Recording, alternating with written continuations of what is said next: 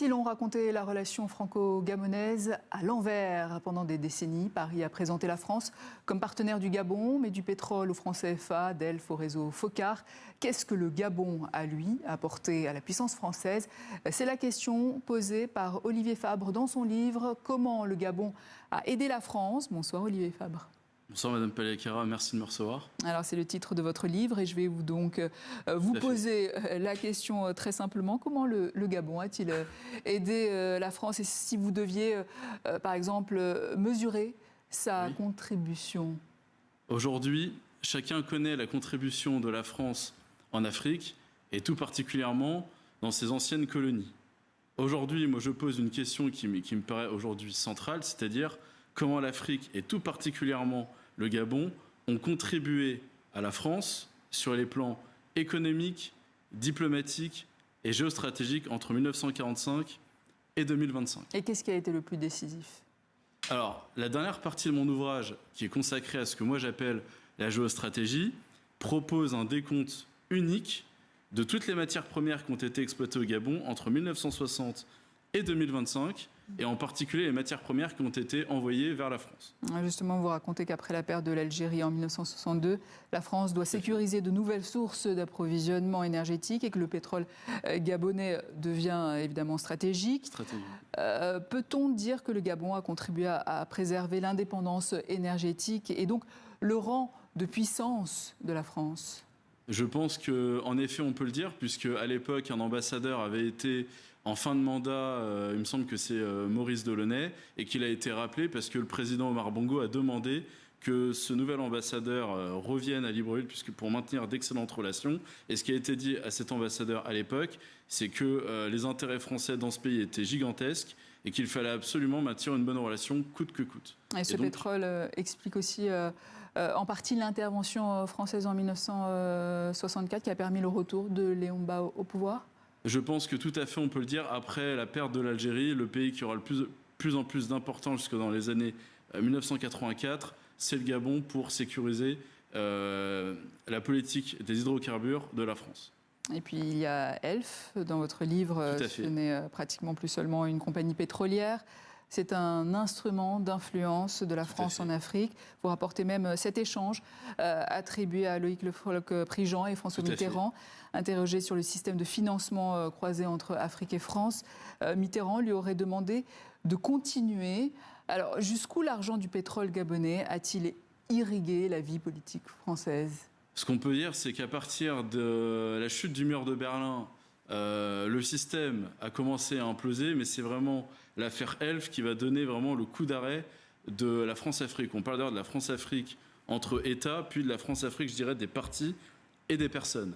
Mais vous n'êtes pas sans savoir que le président Omar Bongo faisait des actions de lobbying très fortes pour alimenter, je ne sais pas comment on peut dire, une politique gabonaise à Paris, dans le pays où il y avait le plus d'influence. Qui survit à toutes les alternances politiques en France. Tout à fait, de gauche, de droite, tous les partis. Jusqu'à quand?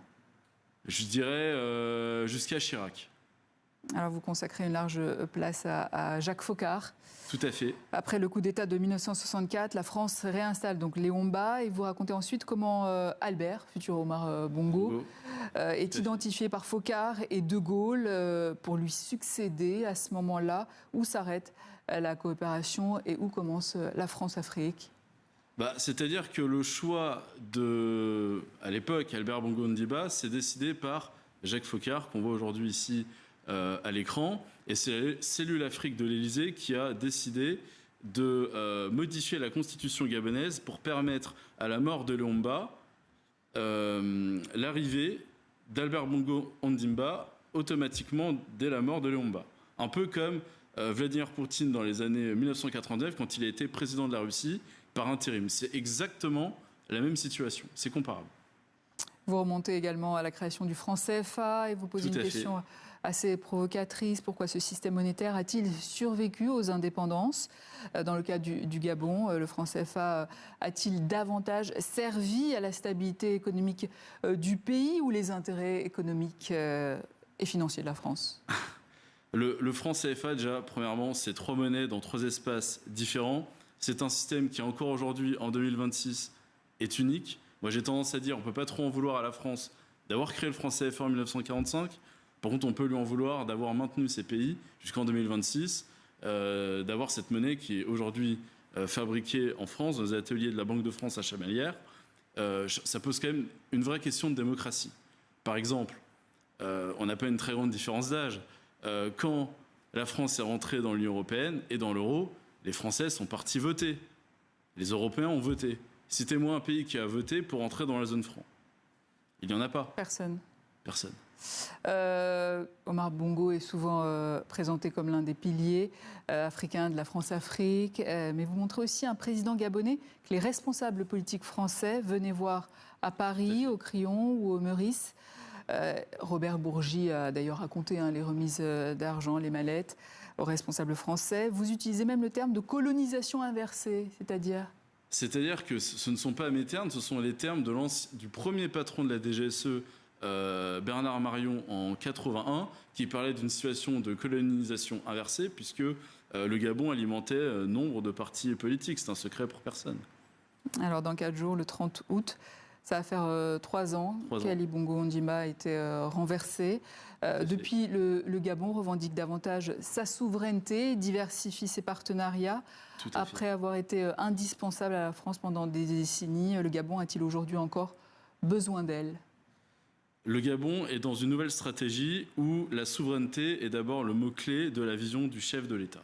C'est-à-dire se réapproprier ses matières premières, essayer au moins d'avoir une première transformation sur le sol local pour avoir une meilleure répartition des richesses dans ce pays. C'est vraiment ça l'enjeu, et j'applaudis à la vision du chef de l'État, du président Brice Clotaire Nguema, qui a su initier des avancées majeures dans le cadre du développement du pays.